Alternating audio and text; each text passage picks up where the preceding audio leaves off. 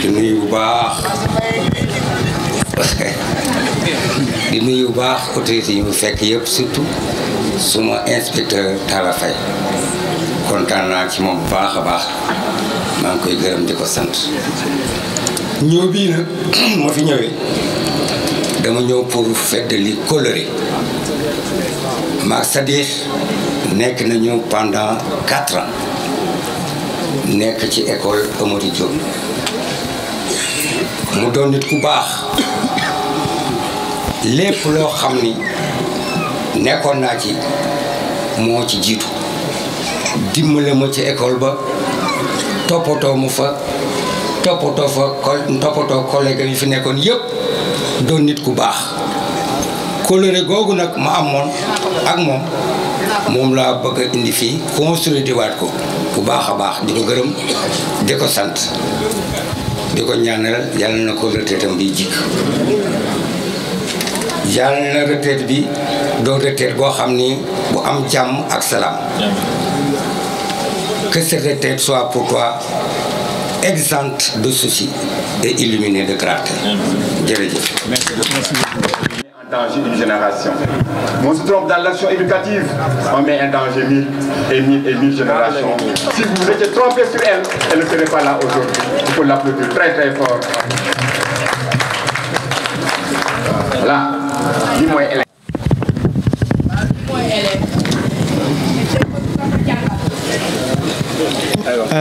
J'ai pas l'habitude de parler en public vraiment mais monsieur Sall mënuma wax ci moom parce que dañ ma accueillir parce que bi may ñëw foofu village bi ñu may indi foofu ma fay jàng je n'avais que 11 ans j'étais très distraite mon papa pour sauver mes études mu jëlee ma Kaolack indi ma Bof ci village oncle ma toog pour ma jàng foofu jour bu ma ñëwee ñuy def test d'entrée yi dama ne sama maam dama koy jaxase parce que bëgguma toog fii mais bi ma ñëwee comme am na lu nekkoon ci sama bopp jaxasewuma j'étais la seule fille boo xamante ne jëloon nañ ma ci test boobu ñu jël ma nag moom monsieur Faye encadré ma parce que ci sama ruq rek laa doon toog musuma dem village xawma village dañ ma doon neexal sax di ma jëndal lu ma lekk parce que booba temps xale yi cere lañ daan defar di ko def pour lekkee ko te xaw ma ko woon mu encadré ma nag marqué ma dans ma vie tey sama diplôme bi ma njëkk a am ci loxoom laa ko amee ñu bëggoon ma trop def ma comme seen doom toppatoo ma jàngal ma une année laa fa def muy CM2 boobu noonu mu nekk premier postam mu defal ma lu nekk liñ ma defal foofu yëpp moom monsieur Faye mënuma ko wax mën naa ne année boobu laa ko gëj a gis dama doon wax ne bu ma ñëwee sax est-ce que dina ma xàmme mais dañ ma marqué te sama papa daf ma ne na nga def tout ba nga dem ci fête bi ma jógee Dakar ñëw fii sama jëkkër ne ma dangay dem nga fanaan sa kër sœur Thiès nga dem fa fête boobu danga koy fekke par force su neexee yàlla ma ñëw fi nag li ma bëgg wax yi mënu ma ko wax nag mais lépp lu ngeen wax ci moom rek bàyyi ngeen lu bari parce que xale bu jógee ci ville ñu indi ko ci village pour une première fois ñu encadré ko ba mu jàng ba mën a jàngale tey kii moo ko des ci man je vous remercie monsieur. ñu joxe sama tur pour ma wax au nom de la promotion bon ma jox jël honneur bi jox ko Mamadou Dione suñu promotionnaire la ñoom ñaar ku nekk moo Sadikh tuddee nga sa morom doom. mën nag Sadikh xam naa ñi nekk fii ñëpp di wax ku ma fi njëkk a xam bariwut ndax Sadikh ñoo duggandoo école le même jour CI ba CM2 Mbambara 1 à l'époque muy Abdoulaye Yakhine aujourd'hui n'est-ce pas benn maître jàngal ñu benn maître di CI aussi au CM2 marqué ñu muy monsieur Dieng à chaque fois bu may woo wala ma kii il me rappelle Sadikh ñu monsieur Veynde Dieng Pape Veynde il est le président SEDA Mbacké beneen bi ci des après bon ñu demaat bokk école normale mais si biir école normale bi la may bàyyi kii mu wax li ci biir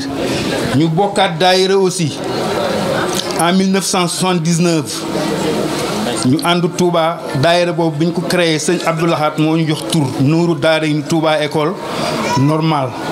je crois chaque guddi vendredi ñu doon daje kër góor gi si quartier 11 di def drus. beneen bi ci des ànd nañ ba tàyyi aussi ziyaara ji sëñ Saliou Mbour. kon li waa ji doon wax nii léegi mu xamale la Sadikh taalibe la jullit àqan la avant muy ñëw kër Ibra Gueye loolu daf ko fekk si moom. beneen bi ci des bi ñu nekkee école normale moo doon suñu responsable foyer ku ñeme mos a ñeme nag responsabilité la ndax avant loolu maa ngi rappelé bi ñuy nekk CI suñu maître ñu la daan dénk ñoo doon togg encre di ko indi di ko séddale ci classe merci. kon Sadikh maa ngi lay ñaanal gudd fan jàmm ak wér-gu-yaram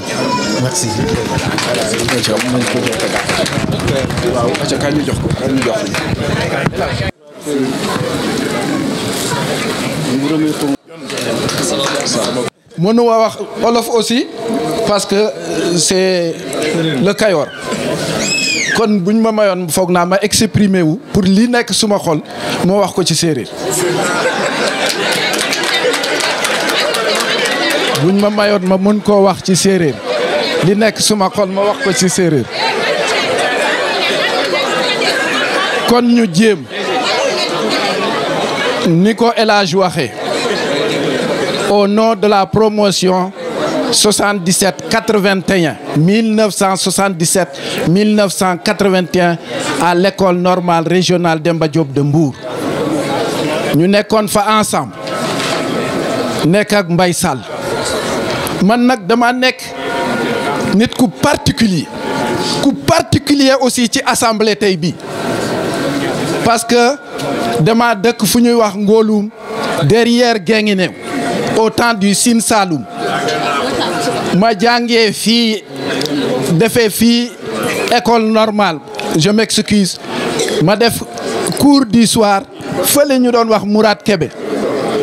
ma def fa cours du soir def fa concours école normale réussir ko ñu boole ma ak waa Thiès ak waa Dakar te may jóge Sine Saloum di ànd ak waa Sine Saloum ñuy daje Mbour loolu mooy benn particularité promotion bi ni ko El Hadj waxee ñu ngi nii toog les Serigne Dieye Serigne Diop Mansour Ndior Mbaye Samb promotion 77 bi yëpp ñu ngi nii ndax lan ndax ñëw tey sargal ki ñuy wax Serigne Mbaye Sall ku teel a jël responsabilité am nekkoon responsable du foyer socio-éducatif de Mbour lépp lu ñuy def il était à la tête kon tey buñ koy sargal mu nekk suñu modèle suñu royuwaay à chaque fois ñu doon déplacé wu di ñëw fii di ànd ak moom pendant les vacances. fa la ñuy yendu fa la ñuy añee fa la ñuy defee lépp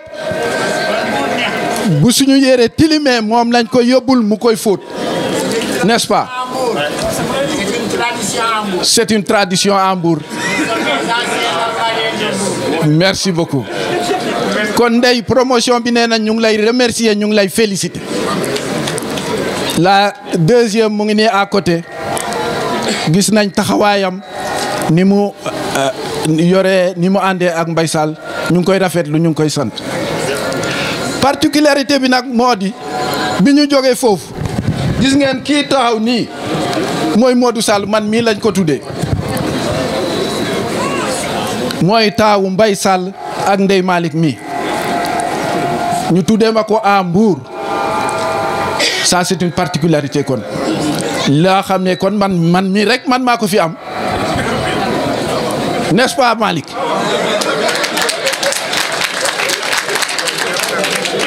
ma jël suma doom tuddee ko Ndeye Malick mii jël ko may ko suma turandoo bii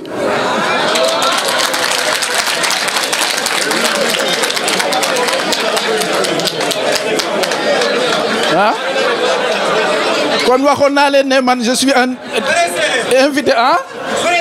spécial la fii ci Sahel ndax lan Mbaye Sall ak Mamadou Dieng ak Ndeye Malick ak Pape Samb ak Malick mi fii lañ doon jóge dugg saxaar wàcc Guinguinéo yéeg sareet ñëw fekk si ma Ngoloum kon Mamadou Dieng ñu ngi koy ñaanal yàlla na ko yàlla xaaree aljana firdawsi.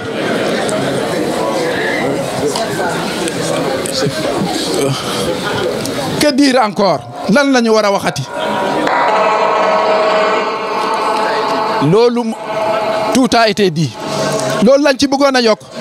xamal mbooloo mi li nga xam ne sekk nañ ko de particularité avec Sadikh mais promotion bi yëpp Sadikh ñu ngi lay rendre hommage tey di la ñaanal yal na retraite bi nekk sa njiglaay nga toog ba sa njaboot aw la nga toog boo lépp loo def ci njaboot gi fay la ko. ñu ngi sant ñëpp lépp luñ fi def dafa mel ni kon tey promotion 77 81 lañ ko defal ndax kii c'était le maître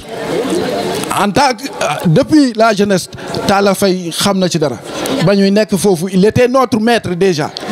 ñëw nañ fi nag di à chaque fois di déplacé wu ñëw fii bokk ak moom yendu ci école bi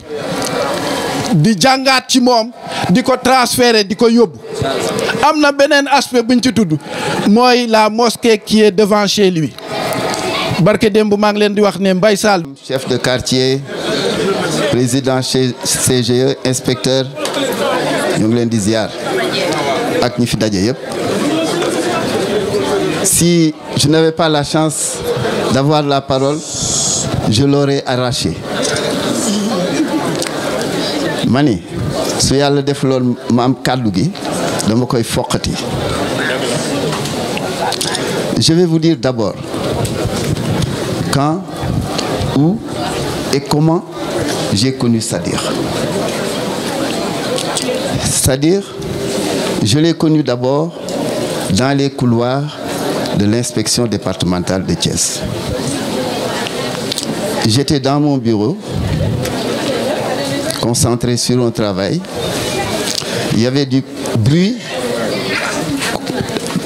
derrière ma fenêtre. Je ne pouvais plus avancer à cause du bruit.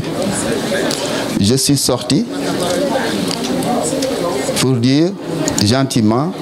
à ceux qui étaient là-bas d'aller un peu plus loin. Il y avait le groupe, c'est normal évidemment, ça je le dis, parce que nous étions dans une inspection départementale avec des villages séparés, dispersés, et quand les enseignants se retrouvaient à l'inspection, il y avait forcément du bruit, et parce qu'ils étaient enthousiastes, ils avaient des choses à partager. Donc, c'était juste pour leur demander d'aller un peu plus loin. Sadikh était à l'écart. Il a tout de suite attiré mon attention.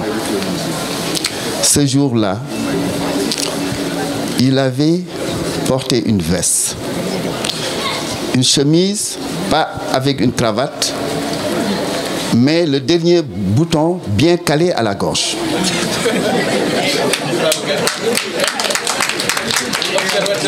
Et il était calme, silencieux, doux. Donc, j'ai tout de suite été attiré par ce calme et sa mise.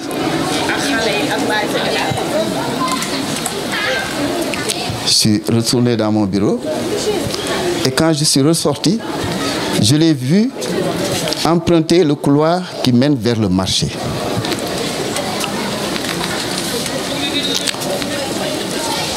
Certainement, si vous observez très bien, il marche toujours la tête haute. Quelquefois, il regarde en bas, devant lui, et il fait comme ça. Avec une démarche, un pas vif, alerte, une démarche martiale et altière. Oui. Je l'ai connu donc dans le couloir, mais aussi dans la rue, quand il partait. Mais une autre occasion, c'est à Humble, dans un séminaire, en plénière, dans les ateliers d'abord, et ensuite en plénière. C'est-à-dire, à chaque fois qu'il parle, il ne sort jamais de sa bouche des fioritures. Quand il parle, vous savez, les inspecteurs aussi, ils ont toujours leurs astuces et leurs tours dans leur sac. Vous pouvez attendre qu'il ouvre la bouche et vous pouvez dégager une synthèse. Quand il parle, vous pouvez dégager une synthèse. Parce que ce qu'il dit est utile et règle des problèmes. Ensuite, je l'ai connu dans son école.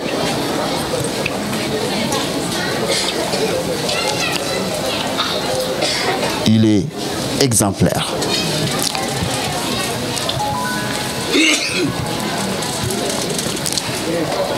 C'est-à-dire, je l'ai longtemps observé. Quand j'ai appris, quand j'ai su, parce que j'ai servi aussi dans l'arrondissement de Canel, j'ai connu son oncle. Il était chef d'arrondissement. J'ai dit, connaissant son nom, j'ai dit, ah, c'est lui qui l'a élevé, qui l'a adopté, donc voilà pourquoi. Mais j'ai dit encore, j'ai compris encore pourquoi il avait ce comportement. Parce que sa sœur l'a amie, je l'ai connue, vers les années 50 et quelques. On habitait le même quartier. J'ai dit encore, c'est-à-dire, pas être comme ça.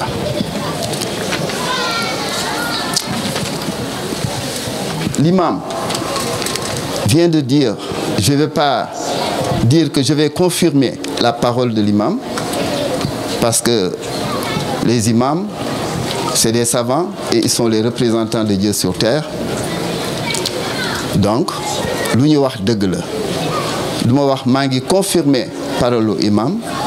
waaye maa ngi koy reprendre parce que je suis témoin. Quand il a été affecté à Thiesville chez mon doyen Bekay, c'est moi qui ai reçu les populations dans mon bureau. Asalaamaaleykum mbooloo mi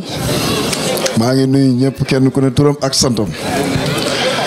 di balu àq ñëpp di baal àq ñëpp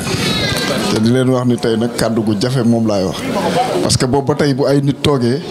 di la sant ak a gërëm boo yëkkatee sa kàddu doy jafe Sadikh dafa baax moom bokkuma ci ñi ko war a wax damaa war a wax ñëpp jërëjëf parce que leeral ngeen ko ndaxte tey bu ñu ñëwoon Sadikh baaxul ma mën ni Mamadou Dieng baaxul waaye nag bu ñu nee Sadikh baax na moom man cee am contentement soxnaa ma ngi toog Fatoumata Ba mi ngi ànd ak Balla Fall Cheikh Tidiane Fall mi ngi nii toog Grand Ndiaga Diop mi ngi nii toog ñoo ñëpp ay wóolare Mamadou Dieng lañu waaye fi may jaare daal mooy wax leen ni ak Aïda Dieng ak sama jarbaat yëpp ñoo ngi nii toog ci ginnaaw fi ma ciy jaare di leen ci wax rek mooy Sadikh nit ku gore la parce que mënumaa wax lu ëpp li fi nit ñi wax ndaxte man wóor na ma ni Mamadou Dieng a toog nii parce que li ko waral mooy gisuma leen ñu nekk ñaari nit kenn nit laa leen gisoon ñu nekk ko dépp ba Mamadou Dieng demee ba nëgëni si jooyu ma ko ndax moom mi fu ma gëstoo maa ngi koy teg sama bët jàkkaarloo ak moom nit ku gore la loolu nag bu bisu tey bi ñëwee ma am contentement wax jafe dinaa mën a yem ci ni Sadikh ku gore la ñàkkuma Mamadou Dieng ndax moom ba ma ko waxee keroog ci ba yàlla dogalee li xew dama ne ñëpp laa ko mën a tàggee ba mu des Sadikh ba tey ji tàggee ma ko ñetti fan lañ teg ñu tase ma ne ko bu sama loxo daggee bu yeboo nga wut alcool dikki tafal ma ko ci boo ko teful sa mbubb lay sotteeku waaye boobu ba tey ji fu sama loxo war a dugg pour mën a dagg téye na sama loxo ba mun ta dagg foofu Sadikh merci beaucoup yal na yàlla yàggal sa taxawaay en tout cas kenn koo xam ne bokk nga ak Mamadou Dieng jooyu ñu Mamadou Dieng ndax yow ku xam sa sikk na ma ko nëbb ku xam sa sikk na ma ko nëbb grand frère merci beaucoup yaay sama grand frère merci beaucoup merci jërëjëf. waaw merci beaucoup. waa tata yi nga xam ne ñoo nekk fii El Hadj Talla Fall peut-être ñu ngi nii moom tam dafa bëgg a wax. salaamaaleykum mbooloo mi ñoo ngi leen di nuyu Imam Gora Kane li ñu fi wax sax jël woon ñi waaye kàddu gi daa mënut a ñàkk ñuy gërëm Sadikh mi di ñaanal yàlla yokk ko bu wér a wér ñoo ngi fi ñëw ci ndigalul Matar Gueye ñun ñi nga xam ne ñoo yor tataay biñ fi ñëwee ba léegi nag Sadikh mi daa ñëw yaatal ñu def ni ñu bokkam ndax ku jël ay élèves oto yi ne fi ñeenti at te mosuñu fee dégg Sadikh wax ñu dara yal na ko yàlla suturaal yal na ak retraitem dàq ak nekkam ci liggéey tey dinañ ko ci jàpp Saliou Mbaye ngi toog Matar Gueye mi suñu njiit nun bi ñëwee fii nun tataay moo nu yaatal noo ngi ñaan population Madina Fall gépp nag yàlla defi leen jàmm ndax Sadikh lu nu xewle lu mu sori Sadikh taxaw fa nun safoor yi dëkkuñu ci dëkk bi waaye kenn ku ne dem na sa dëkk taxaw fa yal na ko yàlla suturaal yal na ko yàlla jàppale mu yàgg fi te wér te li mu bëgg ci Sëriñ Tuubaa murid la te nag daa àgg ca Sadikh ba yal na ko yàlla jàppale bu wér a wér li ma leen nag Sadikh moom su ngeen ci yéexee rek nun dinañ ko def directeur de transport bu soobee yàlla ndax bëgg nañ ko wóolu nañ merci beaucoup ñàkk ndax école bi mun naa ne man ak Sadikh ak Fane Ndir ñun ñoo sos école bi. waaw s'il vous plaît on va s'écouter bu ñu yàq cérémonie bi nañ ko eggale benn yoon. donc mënuma bañ a wax bi ma fiy ñëw c'était en octobre 97. boobu ak tey ça fait 22 ans. 22 ans nag 22 jours. Sadikh mi soo gisee ma taxaw mosuma wax mbooloo. mais dafa nekk nit ko am kóllëre. man li élève bi wax léegi moom laay répété. man jàngale moo ma fi indi woon. mais mun naa ne élève Sadikh laa woon. parce que ba may def CAP. c'était en 99. Sadikh moo ñëw ne ma Rouguette yaa Fatou Ba. parce que Fatou Ba moo ñu fi fekk si mu amoon benn abri fii. mu jël sama demande mu ne ma yéen ñaar da ngeen di def CAP. moom moo jël suñu kayit yi dem déposé ko. loolu parent rek moo koy defar doomam. donc man mun naa ne man élève am laa woon. en dehors de jàngale bi ma fi indi woon. nit nag toujours su ngeen nekkee dina am ñaasante Sadikh mosul tàngal suñu xol. mos suñu sonal soxnaam yi aussi dañ leen di gërëm. ndax man maa ngi doon jógee Grand Sandi di ñëw ba fii. li tax ma yàgg fi c'est parce que ni ñu nekkee woon moo rafetoon. waa këram ñii dañuy togg añ indi ñu yendu fii man ak Fane Ndir yàlla na ko yàlla yërëm. ñu añ fii naan ataaya ba ngoon. dara naqar yi wax dëgg si yàlla dañ koy ñaanal yàlla may ko gudd fan ak wér tey école bi 97 ba tey gis nañ ne école bi changé na kanam xaw ma lu ñu ko waxee si olof parce que 3 classes ba mu passé à 12 classes loolu moom chance am la méritam la aussi parce que moom moo ko fi def peut-être ba loolu yëpp fekk ko fi parce que ku def lu baax rek da ngay am lu baax man maa ngi koy sant di ko gërëm di ko ñaanal retraite bi mu nekk retraite bu paisible mënuma gudd nag mais mënuma woon ñàkk wax aussi maa ngi jégalu bu baax bien Ruby temps yi nga ne moo la jàngal l'an passé cela va sans dire j'étais petit mais à présent que je sais compter lire écrire c'est bien certain que tu es grande faut l'applaudir très fort merci beaucoup. leen muy doyen Cheikh Fall mi moom ma yor CM1 ak doyen Ousmane Gueye mais nekkoon directeur kii donc ñoo xam ni seen loxo laa jaar ngeen permettre ma remercier leen bu baax a baax donc yóbbante madame Dramé Fatoumata Diallo la bi nekkoon IEF Thiès bi léegi nekk IEF Sangalkam ba démb ñu ngi doon woote mu war a ñëw mais biig dañ ko woo kilifa diine bu nekk kawoon moo wane ginnaaw nekkoon wasila borom këram looloo tax ñëwul mu ne nañ ko waxal ci kanamu mbokkam yi ak waa Medina Fall que ni jëwriñ man jëwriñ laa koy wax on se plaisait de s'appeler jëwriñ xam na lan moo tax que ni jàppale na ko bu baax a baax parce que biñ ko fi affecté ki nga xam ni moom la remplacer ko dafa difficile muy inspecteur Talla Faye mais nee na jëwriñ muy suba muy ngoon surtout li nga xam ni moo gën a sensible ci inspection mooy examen da see xar tànk tubayam yóbbante bi nag day nekk loo xam ne lu dëgg la parce que lu ma fekk la bu fekkoon ay yóbbante falaa la du ma ci dugg donc nee na mi ngi sant bu baax a baax Sadikh Sall ci jàppale bi nga xam ne moom la ko jàppale benn at nee na moom la def ak moom dem na ba ne Sadikh bi mu demee retraite daf koy wutal bureau foofu au niveau de l'IEF pour mu def ko consultant wax jooj tam ba mu ko koy wax man maa ngi fekkee donc loolu la waxoon mi ngi koy yóbbante waa Medina Fall di leen sant di leen gërëm mu broxlu ci 1 minute rek Sadikh man dafa nekk koo xam ni suñu famille dafa liéewu loolu duma ci xuus mais Sadikh wax nañu lu bëree bëri mais Sadikh benn problème am na ko te problème boobu c'est une qualité maanaam Sadikh tey jii nii boo ko bëggoon a créer problème ñaari nit nañ nekk ci biir fu mu nekk ñu am problème c'est-à-dire ñaari nit nekk am problème loolu moom mooy problème tant que saafarewul te fekk naa tamit yàlla may na ko loolu fu problème am bu ci doxee dina réglé wu yu bëree bëri inspecteur Talla Faye am na yu mu wax léegi. beneen bi tamit wax nañ ko léegi magam wax na ko nee na mbooloo mi ku fi nekk moo la gën a sawar man dama koy confirmer en 96 équipe bu Medina Fall bi moom mu nekk président ma nekk secrétaire général Mbaye Seck mi ngi fi yaakaar naa moo nekkoon trésorier bi on n'était pas responsable entre guillemets parce que ay célibataire la ñu woon. mbokk jullit yi ginnaaw bu ñu sante yàlla subhanahu wa taala julli ci yonent bi sallallahu alayhi wa sallam ñu ngi ñu imam bi fi toog di nuyu kilifa diine yi fi toog yëpp kilifa aada yi inspecteur départemental ses collègues tous les collègues enseignants et directeurs d'école ñu ngi leen di nuyu di leen di ziar di leen di baalu àq di nuyu aussi promotionnaire u Sadikh école normale Mbour man dama ne waa ji sànq da nga ma jéggal bi ma ñëwee ci moom laa yaa ma ne ko MC da xam na liste mu demee il faut ma wax xam naa ne yëf yi xat na naaj na waaye nag yëf yi ni mu demee la c'est-à-dire premier poste d'affectation ak man sama premier poste d'affectation ñoo ko bokk mooy à Bouf et à l'école Laba Diène Ngom fa la ma fekk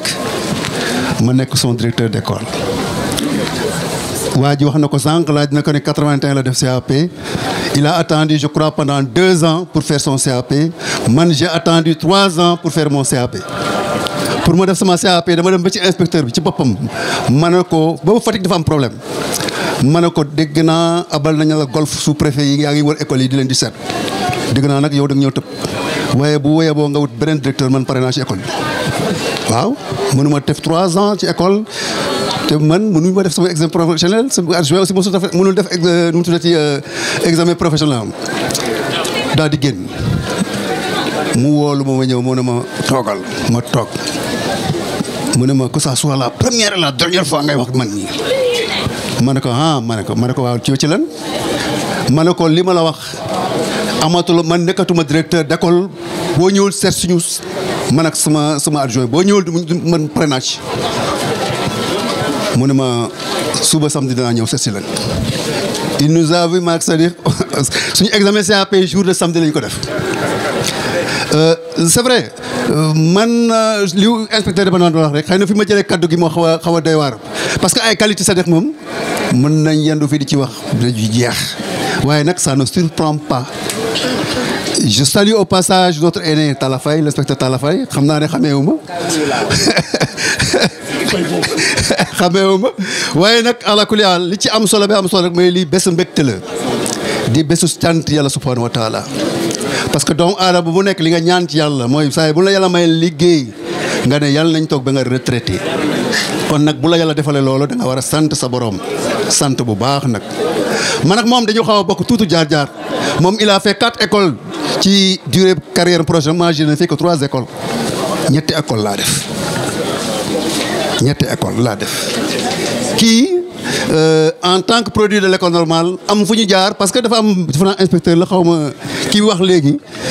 ñun li ñu xamoon mooy que ñun li ñu jàng école dañ koy appliquer waaw parce que l'école normale quand même c'est un laboratoire la ñu fa jël yi dañ koy appliquer boo tax bi fi ñu jaar yëpp kuñ fu mën a jaar doon normalé wax dëgg yàlla boo nekkul modèle dana jaaxal nit ñi kon nag gàcce ngaale ma ak soxnaay c'est-à-dire ñaareelam bi miinu ma ko nag waaye xam naa ne kii moom wax dëgg yàlla waa boofu xam nañ ko kii na si boofu mbaalem c'est une histoire donc ma bañ a guddal rek dina ñaanal yàlla subhanahu wa taala yàlla na yàlla gën a yokk gudd fan yi mbokk yi asalaamaaleykum ñu ngi nuyu képp ku fi teew ngir Sadikh Sall ci bisam bi di leen nuyu ci seen tur ak ci seen sant di nuyu imam bi imam Gora Ka mu nekk fierté ci quartier bi Médina Fall joto mayu ko programme am mayu ko mais depuis ci suba ba tey moo fi jiitu ñu bëri ma ngi fi ngir yàlla ak bisu Sadikh bi imam ñu ngi rafetlu taywaayu te vraiment di la jox sa wàccuwaay di nuyu notable yi fi nekk yëpp di nuyu représentant maire nuyu également délégué de quartier bi ki ko teewal fii di nuyu inspecteurs yi fi nekk yëpp damay bañ a lim mu juum mais ñi fi nekk yëpp gis nañ leen di rafetlu seen teewaay ak seen taxawaay di beral nuyoo nag inspecteur Talla Faye maa ngi nekkoon Louga comme inspecteur yàlla dogal ma def fay at ba ma fa defee at ma ni war na ñibbisi bi may ñibbisi amoon naa possibilité dem Thiès département parce que amoon naa point yu ma ko may amoon naa possibilité dem feneen yàlla dafa dogal ma ne naa dem Thiès ville parce que Thiès ville il y a Talla Faye loolu wax naa ko ci bureau yàlla sama mëbët boobu mu sottil ko ma jàll ci mouvement boobu ñëw liggéey ak moom. li may rëccu rek mooy yàgguñu mag moom mais ku baax nga nii ku professionnel nga nii ku xam métier bi la ku bëgg njàng surtout njàng bi jëm kanam fii ci Thiès loolu. Je tiens à le dire par rapport à Talla Faye di remercier aussi ñi ma nekkal ci inspecteur Pape Thiam ma ngi fi inspecteur Sarr ma ngi fi et cetera di nuyu itam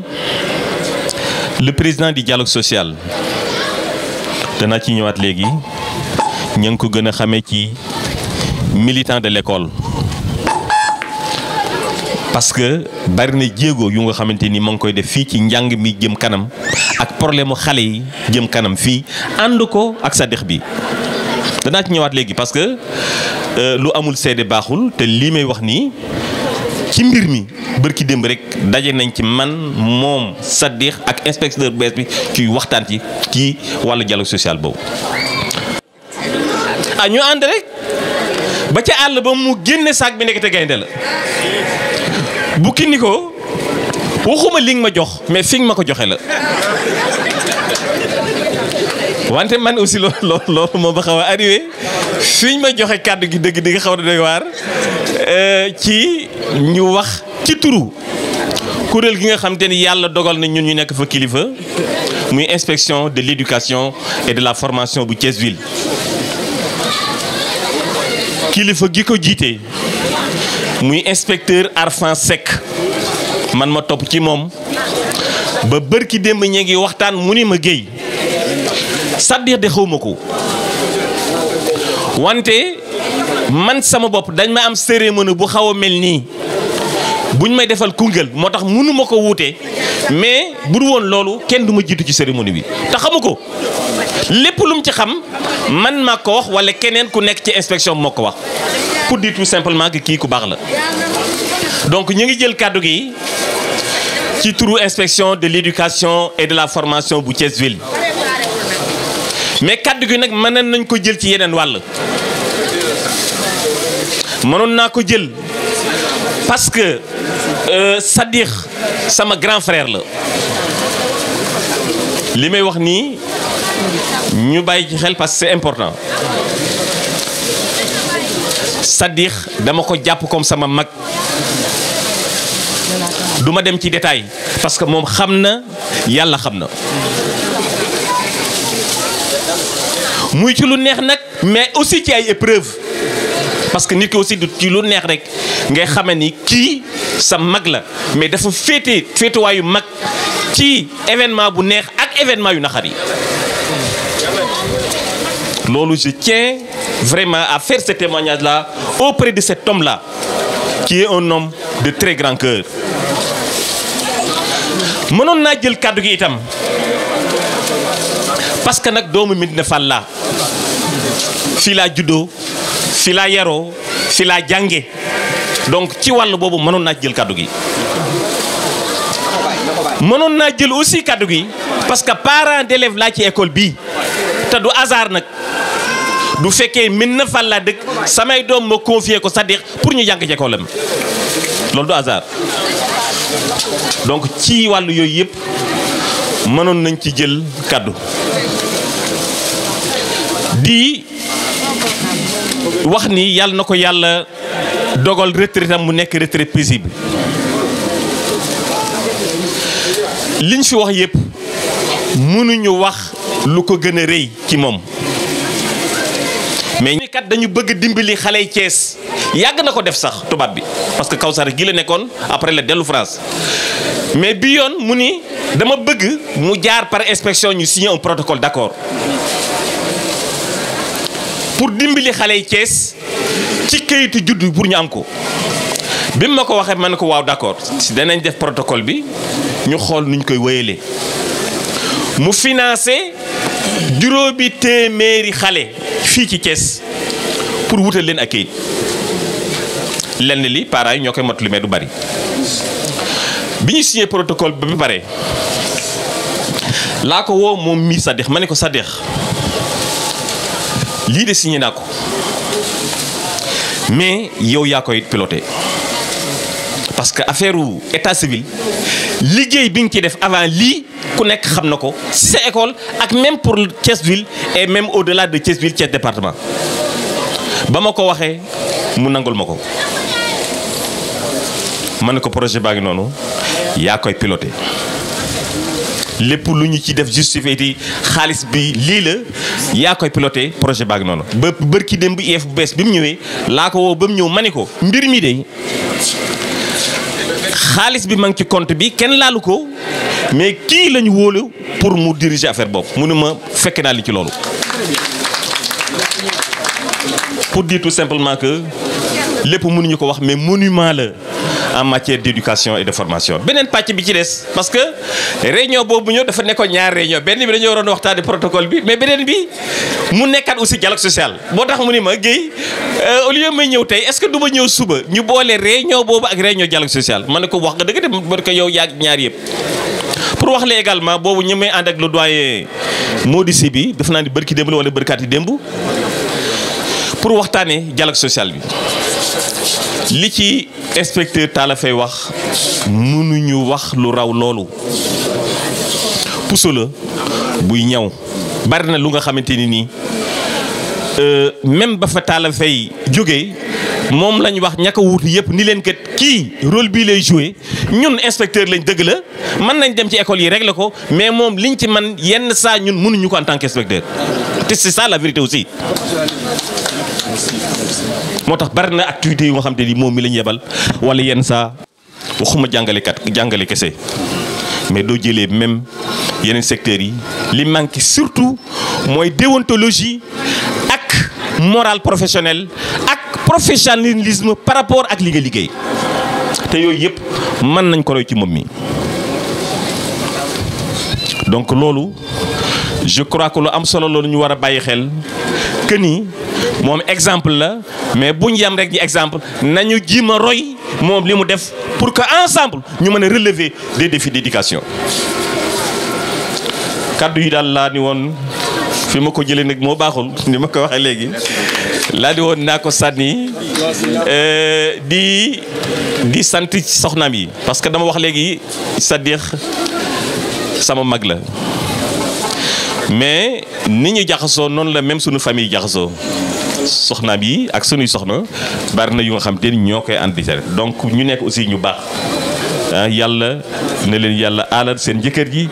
ba lépp lu nga xam te ni moom lay mëbët mook xale yi vraiment yooyu yëpp yàlla defal mu ñoom sa tëra kàddu yi daal lañ bëggoon a sàddu di ko sànni ci sunu turu bopp mais di ko sànni aussi ci turu inspection de l'éducation et de la formation en tout cas ñun ndey xaw ma ñan mais moom bàyyiwuñ ko projet bi jox nañ ko te dañ ko jox leneen mu gérer ko ci inspection ba même du fa amul bureau loolu daal laa bëggoon sànni ci kàddu di leen sant di leen gërëm wa salaam. Dans son ministère de la charité. Alphonse Dodé, l'homme de la célèbre chèvre de M. Seguin, je vous nomme Blanquette. Dodé, dont aujourd'hui nous ne dirons pas les de son moulin. Nous n'allons pas entrer dans ce village illusoire du Belge Émile Véléren pour assister à la mort de Batouala de René Mara. Non. Nous allons refuser de prendre systématiquement les trophées de José Maria de Méritoire. Nous n'allons pas aller à Tindikan, à Kouroussa, retrouver l'enfant noir de Kamaralay. Non. Nous n'allons pas lire Retour un Joula, un Sfaï, de Oyel et Séglier, ce fameux problème. Non. Nous n'allons pas revoir le petit dent. Non. Nous n'allons pas entrer dans la légume avec Lindier, de Bernard Deguier, pour nous envoyer le champagne noir. Non. Nous n'allons pas entrer dans ce plus cruel de Mongo Beki, Ezaboto, Alexandre pour assister à la décoration du vieux mec de la médaille du matin. Non. Nous n'allons pas entrer dans ce film de boy. Non, nous n'allons pas accompagner Victor Oufou, à l'eau blanche de la campagne. Non, nous n'allons pas accompagner de cause de vie les éléphants,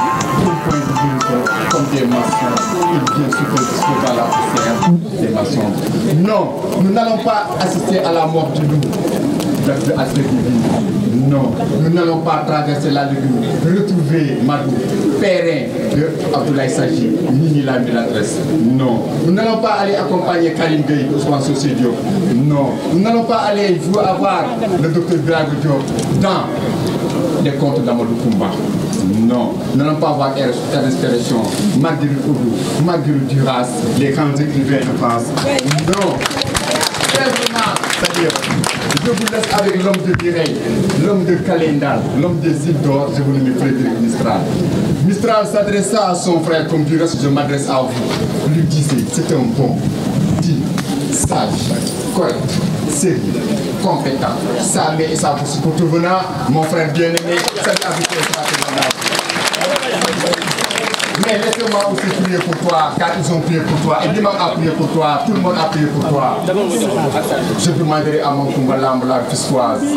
ce génie protecteur des noctambules qui se dandine de Djokul à Tchaolen, revenant des arènes Gabardoy, je lui demande de protéger sa vie. Je demanderai à mon Koumba Bangla Saint-Visienne, qui juste sur le pont Ferrer, qui franchit l'eau en jambe gigantesque, recouvre les eaux tumultueuses de l'océan Atlantique et sourit au capot du fleuve Sénégal, je vous demanderai de me protéger sa vie. Je demanderai à Mamkoumba Castel la Goréenne, cette huile de tresse, cette odeur de beauté, ce reflet de bijoux, ce don qui vit à la came, cet appel sans réponse, cet tabac de maïs.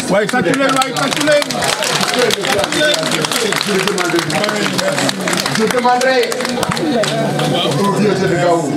de Guéné et de Tombou de vous faire un acte de triomphe, de leur bras pour, de leur bras au rouge, de leur bras d'argent, pour que vous puissiez passer la tête haute, altière, fière, non pas comme le vieux mec la médaille de Ferdinand Oyono, mais comme le vieux Tamsir Bunda Digaï, l'homme des grands parchemins, après avoir franchi Verdun, la ligne Maginot, franchi les Ardennes, se promet aujourd'hui au 104 boulevard de Montparnasse. Oh toi Namouri. Décoration. Oh toi Namouri. Oh toi Namouri. Oh toi Namouri. Oh toi Namouri. Toi qui lis l'avenir à la danse des nuages et plus des étoiles. Toi qui parles au vent à l'heure où la savane brûle sur les pas du guerrier. Toi qui déchiffres la voix murmurante des flots qui clairs. Je vous demande de me protéger loin. Je vous passe la parole.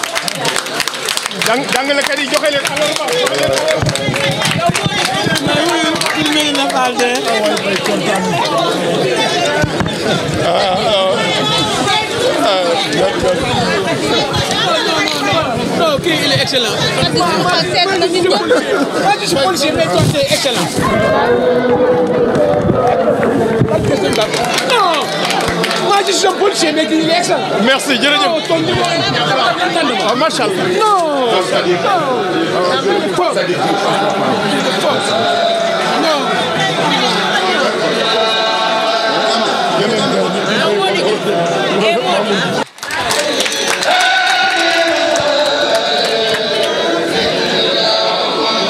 waa sama doom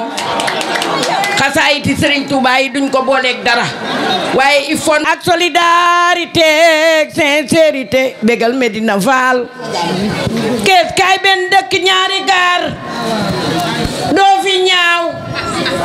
baaxi yaay baaxi baay baax ci sa bopp Serigne Ndeye Gueye ak Kiné Malick nga bokkal baay moom nga bokkal yaay sama rakk jee fii de doo fi ñaaw sama ma daroon Mam Bamba fii de doo fi ñaaw yee tonton Sadikh jiitu nga leen sànni karawaas gi daan jël bu ndootul miim te bàkk woo damu woo yaay wen gore waay yaay baayu Xaadimal Mustafa góor gi tubloo Jolof gàgganti gànnaar baayu Xaadimal Mustafa góor gi tubloo Jolof gàgganti gànnaar te kenn xamul lam bokk ak yoneen ay waay tonton Sadikh nattangoo ngi nii baax yaay élève yaa ngi nii mbata mënuñoo ñàkk bañ a wax loolu barke yonent bi may na alhamdulilahi rabbil alamin alhamdulilahi rabbil alamin alhamdulilahi rabbil alamin maa ngi sant yàlla bu baax a baax di julli si yonent bi Seydina Mohamed sallallahu alayhi wa sallam maa ngi sant samay waajur di leen ñaanal di sant sama yaay bu nga xam ni musta ma bàyyi ba nu may retraité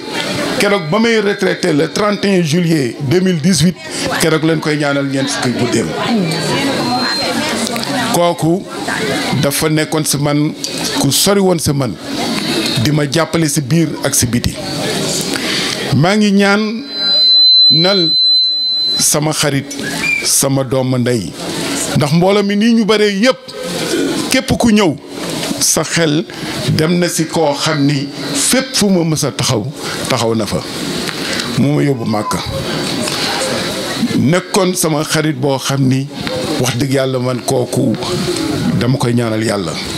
waaye nag lii Seck Dieng wax moom laa koy muñee di ko muñee ay sëram di ko muñee tamit soxnaam su baax si muy Fatou Ba Dieng nga xam ni ba Dieng jóge fii tamit léppam da ko teg sama loxo ba yàlla def tamit caatam muy Ibrahima jël ay bagaasam ñëw dëkk si sama kër kon Mamadou Dieng ñaanal naa ko yàlla na ko yàlla xare àjjana di ñaanal aussi soxna Fat Ndiir mu nga xam ni tamit école bi comme nu ko Rougui waxee ba nu koy ubbi ñun ñett la woon ñu nekk ñetti classe yi le école bi 97 moo ubbi ko nekk directeur par intérim en 99 ñu jël direction bi monsieur Cissé yaakaar naa muy si mbooloo mi muy jëkkëru madame Seck bu Cheikh Ibra yor école bi 1 an en 2000 me revenir dans l'école 2000 ba léegi maa ngi si école bi lépp lu ñu si samp garab yii yëpp maa jënd ay plan 250 samp lépp lu nekk si biir école bi sama loxo laa ko defee parce que école bi dafa nekkoon sama école boo xam ni ban ma fa affecté tamit amul guddi du bëccëg man maa ngi si école bi am na ñoo xam ni sax dañ ma doon wax ni ma boo retraité da nga am problème waaye nag macha allah xam nañu ni école da ngay jaar rek parce que ba may dugg xamoon naa ni ak nu mu mën a def dina am dama bàyyi xel tamit ni dinaa génn benn bés ñu remplacer ma fii maa ngi gërëm sama promotionnaire yi ndax ñoom nii ñu ko El Hadj Fall wax inspecteur Mansour Ndior ñoom Mbaye Samb Mamadou Dione nii ma ko expliqué noonu lañu demee Serigne Dieye te ñun école normale la ñu tasee dend lal Mamadou Dione Serigne Dieye man noonu la demee El Hadj Fall ñoo duggandoo benn bis école Vende Dieng yor ñu Vende Dieng biig woo na ma di jégalu lu mu mënta ñëw ndax mooy président SEDA bu Mbacké élection yi dafa pare ñu nekk seen rapport yi ak loolu moo tax egsiwul ba ñu jógee si loolu école no ba ma demee tamit à Boof nu ko fay waxee Bécaye Ndiaye ñoo ngi lay gërëm di la sant Bécaye Ndiaye dem na ba nga xam ni ñun fin de mois daaw ñu dem trésor di fayeeku ji parce que Mamadou Dieng moo daan yëkkati Bécaye day yóbbu bulletin yi Mamadou Dieng génneel ko xaalis bi Bécaye ñëw si bureau bi di nu woo di nu fay noonu la Bécaye Ndiaye daan def te loolu si Mamadou Dieng moo ko daan doxal noonu comme ça kon Bécaye lépp lu nu wax tey jii si man si doxalinu école yow la kooku moom yaa ko def si man maa ngi gërëm samay xarit di leen sant ñoom ñëpp ñoo ngi fii ndax Cheikh Fall ak man ak Mamadou Dieng ab trio la ñu woon ba nga xam ne lépp lu nu dox tamit ñu dox ko dox di gërëm tamit waa koñ bi imam man sama idole nga sama exemple nga ndax moom lépp loo xam ni sa wàllu bopp tamit yor nga ko mën nga si wóolu jàkka jooju ñuy wax si woppam yow yaa may tette wóolu ma di ma bàyyi may dox ak yooyu kon boog imaam gërëm nañ la sant la bu baax a baax di gërëm aussi sama xarit sama exemple muy Talla Faye ndax Talla Faye 2000 ba mu jëlee circonscription bi dafa tegoon benn pilotage boo xam ni amoon tamit si directeur d'école yi mu ko wóolite gu mu amoon da ko tegoon si loxo directeur d'école yi boobu ak 2000 ak léegi lu nu teg lépp curriculum boobu ba nu koy wax ñun fekk na déjà mu jàngal ñu ko bu yàgg nun koy doxale ak yëpp ba nga xam ni pilotage boobu mu tegoon ci inspection bi mooy li nga xam ni mooy feeñ ba léegi nga xam ni Thiès ville jusqu'à présent résultat yi moom mooy law ba léegi di fu nu dem jël premier kooku ci Talla Faye moo ko def Talla Faye nekk social man dama doon wax ni fii inspecteur daanaka amu fi woon tànk sax bu dul examen professionnel ndaxte qualité gu nu tegoon si man la te tamit sama jàngalekat yi dinaa ñëw si ñoom mais dama leen doon wax ni man ruus naa def loo xam ni maa jiite directeur d'école yi le collectif des directeurs d'école jël ko si Mbaye Diop depuis 2013 dikk encore léegi tamit nekk fi président de zone et tout ñu teg ko sama loxo Talla Faye nekk sama xarit ruus naa ñu dégg lenn loo xam ne fii si école bi ñu koy def mu juunoo lu administration wax. da nga daan gis fii ay évaluation ñii naan dañuy anticiper dañuy kii ma ni ko chronogramme bi nun ko waxee nii lañ koy defee fii si école bi kenn du ko génn foofu. donc loolu c'est parce que nii nga xam ne bu doon wax naa inspecteur sa xarit la bu la neex nga def li ak man ko déedéet sama xarit la waaye nag si boppam exemple laa war a doon ba nga xam ne waruma ko rusloo te moom def na si jàngalekat yi jàngalekat ñu dem ba nga xam ni dañ la wutal makkaan moo ko def accompagner jàngalekat yi toog nanu si ay problème mu blouse ak yooyu am ay jàngalekat yoo xam ne porté nañ leen plainte bëgg leen yóbbu police pour tëj leen ñu taxaw kooku Talla Faye moo ko def. bien sûr ak i inspecteur comme ni ko imam waxee parce que dem nañu prison maak imam ñu taxaw pour di plaider pour ay problème mu inspecteur kooku Talla Faye mi moom moo ko def. lu may ñaan parce que tamit moom maa yi tamit ndax bu ñu waxee école Sadikh la ñuy wax ak yooyu waaye fii dama fi ànd ak ay jàngalekat yoo xam ni ñu fonk seen liggéey lañu comme nu ko sama mag Mody Diouf waxee léegi dialogue social bari na ay jigéen mais ay jigéen yu jàmbaare ñoo nekk ci école bi ay góor yu jàmbaare ñoom ñoo nekk ci école bi ñu nekk tamit benn famille ndax koo ci jël Awa Sissoko mi taxaw sama doom la mën nañ ko bàyyee maa ko mayee madame Lo muy ne la pédagogue ñu daal di jël par exemple nga jël Maguette Diop nekk sunu doom yor socialu école bi Désiré kooku mère Teresa la mbub mii ma sol sama doom sama si wàllu boppam di doomu Mor Sall damay ñawal mbub bu daal di may jox lépp biig ñu toog ba kile ñu ñëw indi ko ni mbub mii Désiré moo la ko jox moom ngay sol mère Teresa jërëjëf ñoo ngi lay gërëm di la sant mani madame Anta Diagne mu nga xam ni kooku elle est très courtoise la discrétion day dugal dara si mbuusam si boppam daal di ñëw daal di bokk ba kii ak yooyu ataay jun daan naan école ji ma daan seri fii moom la moo ko daan waa indi te da koy def si mbuusam ah te du si boole wax kooku Anta moom moo ko def Mariama sama jarbaat ndax depuis 2000 ans te gis nga enseignants yu fi nekk yi ñun sunu secret moom moo di enseignants yi daaw bëri woon lu ñuy bouger ndax fi ne kii 2000 la fi nekk ba léegi fi ne enseignant bu fi gën a kii par exemple peut-être ba ma demee la am ku ñëw Njaay tamit dem am ku ko remplacer mais ñëpp def nañu fi lu mat ay fukki at ak dem mais duñu bouger parce que man te pourtant seen kër sori na de mais fii la ñuy toog ana madame Mbilim Sali madame Diallo kooku Sali Diofior kooku moom mooy Sali ah bon ñu daal di ñëw si góor ñi damay commencer si oustaz plus añoo muy ne moom ba mu fii ñëw pantalon bu yam fii la daan def noonu affaire kii yooyu mais maintenant da doon cëkkal mais fi ne léegi boo ko gisee oustaz ba léegi yàq na sunu doom ji Mamadou Thioune bu nga xam fii tax ko muy Mamadou Thioune Badiane mii moo nekk si ginnaaw mooy lijjante mooy kii ak kay mooy doxal ak yooyu dégg nga Maguette Touré c'est un kilomètre c'est un kilomètre ce n'est pas un mètre mais un kilomètre ndax Maguette Touré ba élèves yi defi examen jour bu ñuy joxee numéro yi Maguette Touré day nekk si classe bi di enseigner donc Maguette vraiment ñoo ngi lay kii di la gërëm ak yooyu. Bon monsieur Thiaw le nouveau gis naa ni c'est quelqu'un ba nga xam ni qui est très disponible très courtois parce que gis naa ko ngeen ànd ak moom à 2 reprises sama kër ak yooyu te fii école bi nekk na loo xam ni genre rouleau compresseur la ku ñëw da ngay dugg de il faut nga continuer si noonu. Mon ami mon frère Ousmane Sy nu mu ko waxee man damay am loo xam ni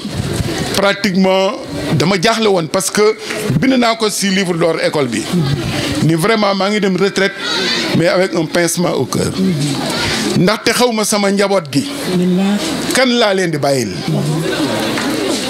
Vraiment loolu nekk na sama problème ndax lu nu amoon ndax social bu nu amoon si école bi man lépp lu ma copié woon si Bécaye bon pharmacie dañ ko indi fii ndax si Bécaye laa ko jële woon.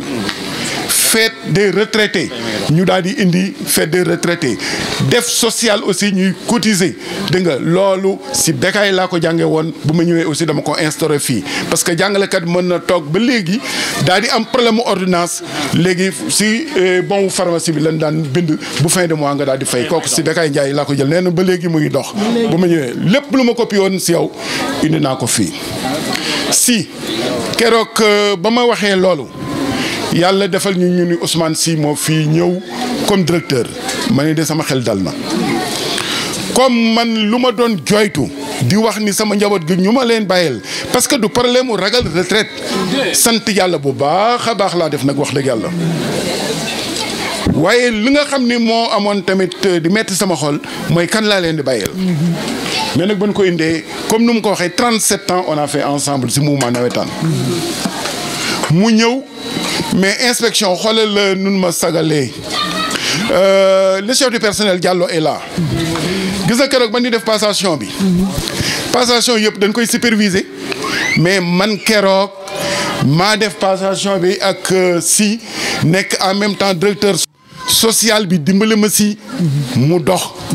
bu kenn am lu la metti li wax dëgg yàlla daana def social trop waaye nag yenn saa yi kat bu ko liggéey bi laajee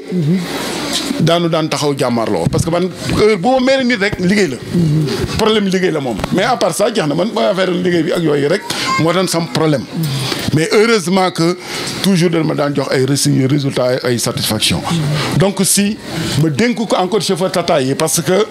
danoo ñëw fii dimbale élèves yi dimbale tamit parents yi nga xam ne ñoom ñooy ñëw parce que maîtres yi dañ daan loué ay oto daan fay ay location 45 000 ou 50 000 yenn saa yi chauffeur bi du ñëw abonnement yi mais chauffeur tata yi def ay 150 ak 100 francs vraiment di dimbale ñu si école bi ma daal koy dénk tamit chauffeur tata yi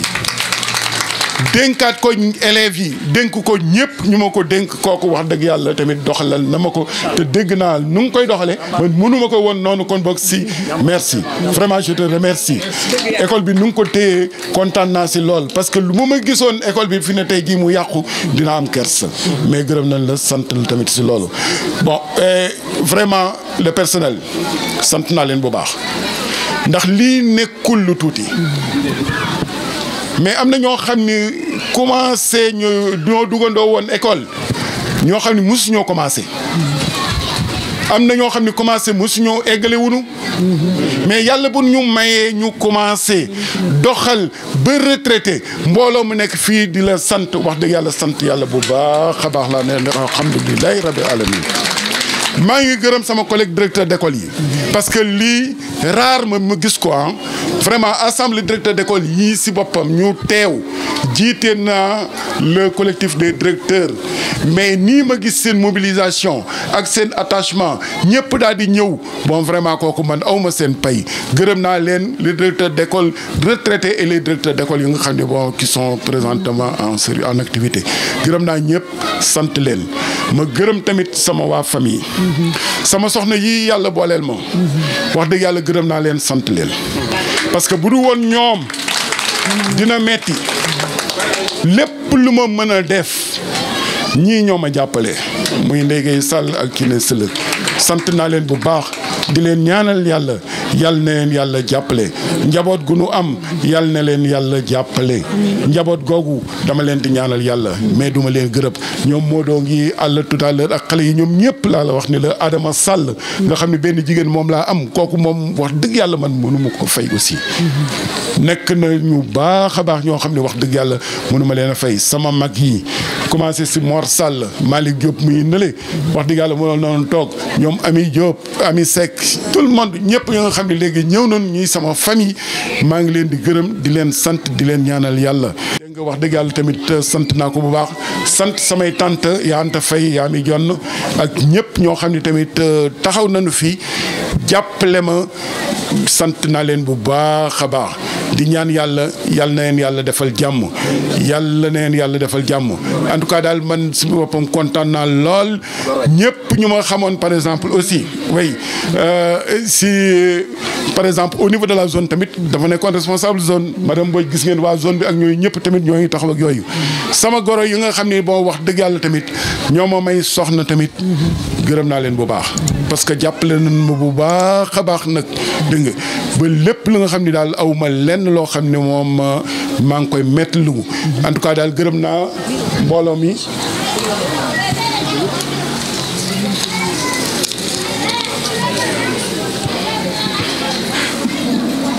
waaw bien sûr fii moom aussi bëggoon naa fa wax parce que moom mooy surtout tamit parce que Gilles dafa wax léegi xam nga école bi bu ma ko ubbi on disait que c'est l'école du projet Ousmane Diaw nga lee mënu ñoo gis nga école bi Maguette Gueye aussi muy nii école bi bu taxawee ñoom la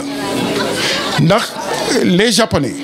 dañu waxoon il faut qu'il y ait participation communautaire bala ñuy samp école bi boobu les doyens Talakan ak góor gi Abdou Genn ñoo nekkoon APE bi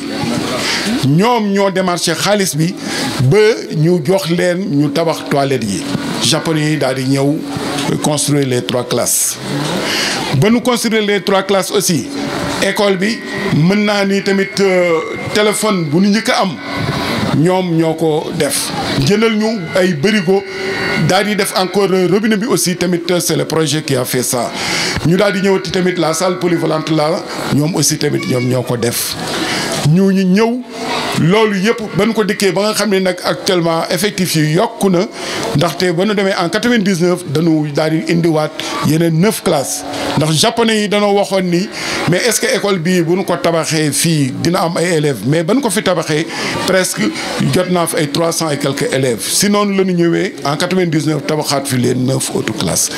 boobu léegi aussi jàppale nañ ñu ndax école bi wax dëgg yàlla lu tax ñu tëdd woon ko école xaaxaam. képp ku fi mësoon a ñëw ab élève bu ñu ñibbee yaayam daal koy tànnal ay xaaxaam ak yooyu dégg nga mais nag fi ne actuellement école boo xam ne la yaakaar naa si biir Thiès dafa nekk si école yu nga xam ne moom moo si gën a gën léegi tamit man waa Mamadou Diop nuro te wute kooku sama frère la parce que petit frère am muy got à l'école normale c'était mon ami intime loxoom yàlla nañ si yàlla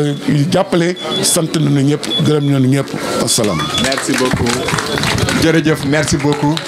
jërëjëf donc